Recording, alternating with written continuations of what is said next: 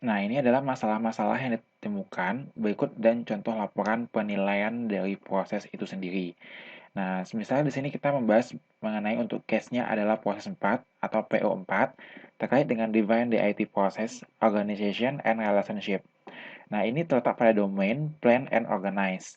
Lalu, di sini juga dibuat untuk business requirement-nya, yaitu terkait dengan tangkas dalam merespon strategi bisnis sambil mematuhi persyaratan ketertaatan dan menyediakan kontak point yang terdefinisi dan kompeten.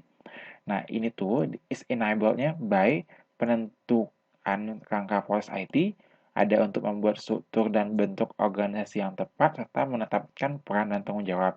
Pertimbangannya atau consideration-nya yaitu membuat struktur organisasi IT yang transparan, fleksibel, dan tanggap, dan mendefinisikan serta mengimplementasikan proses IT dan pemiliknya, peran dan tanggung jawab yang terintegrasi dengan proses dan keputusan dari bisnis itu sendiri.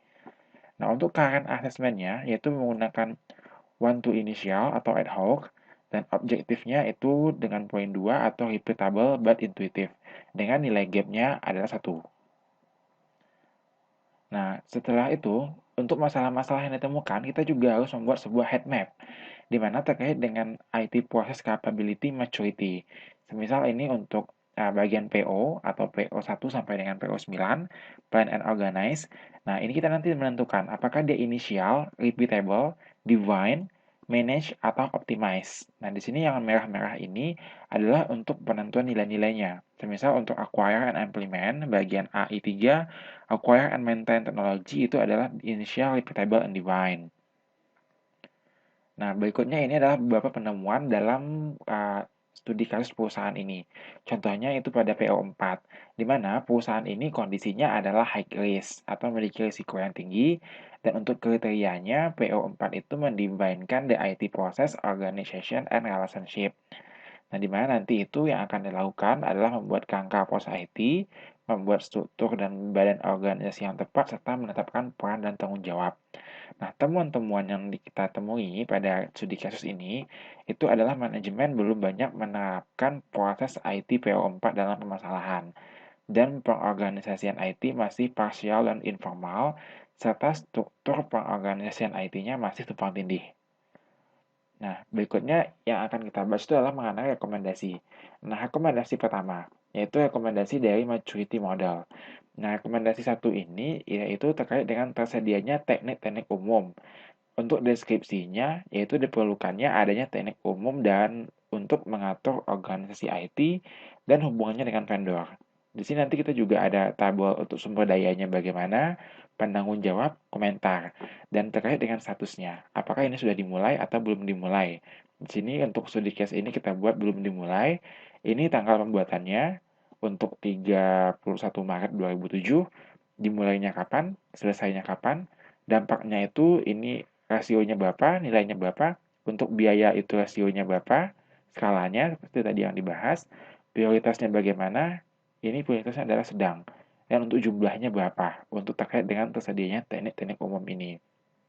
Nah, rekomendasi kedua yaitu kontrol praktis dari COVID 4.1 itu sendiri, yaitu mengenai 4.3 IT Steering Committee, yaitu pembentukan IT Planning dan Steering Committee atau SC.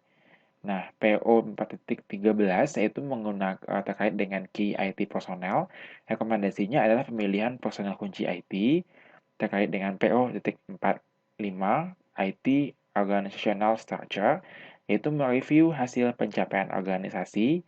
Untuk rekomendasi dari PO 4.11 terkait dengan Segregation of Datis, yaitu penyusunan Segregation of Datis atau SOD. Lalu rekomendasi untuk PO 4.8 terkait dengan Responsibility for Risk, Security and Compliance, yaitu penyusunan pertanggungjawaban untuk risiko dan keamanan fisik dan logis. Lalu untuk rekomendasi 4.9 terkait data dan sistem ownership, yaitu adanya penyusunan kepemilikan data dan sistem. Nah, berikutnya adalah rekomendasi untuk manajemen. Rekomendasi manajemen itu disusun dari komentar manajemen yang merupakan perwujudan kontrol praktis agar diterapkannya sesegera mungkin. Nah, selain itu juga dibutuhkan feedback manajemen. yang berisi untuk pewujudan kontrol praktis itu yang sulit diterapkan dalam perusahaan, maka kita perlu merekrut seorang ahli pada bidang tersebut. Nah, jika memang kebutuhan penambahan personil sangat mendesak, maka lakukan sesegera mungkin dengan bantuan ahli IT untuk penyelesaian sumber daya baru. Nah, berikutnya adalah rekomendasi terkait implementation time frame. Nah, untuk implementation time frame ini itu membutuhkan seorang auditor yang berguna untuk memonitor perubahan nilai indikator secara terus-menerus. Ini adalah contoh untuk nilai indikator di mana itu ada ongoing measurement, ada expectation-nya, ini ada report-report yang akan dibikin, ini untuk akses 2 dan ini untuk reality. Nah, biasanya ini disebut dengan control environment.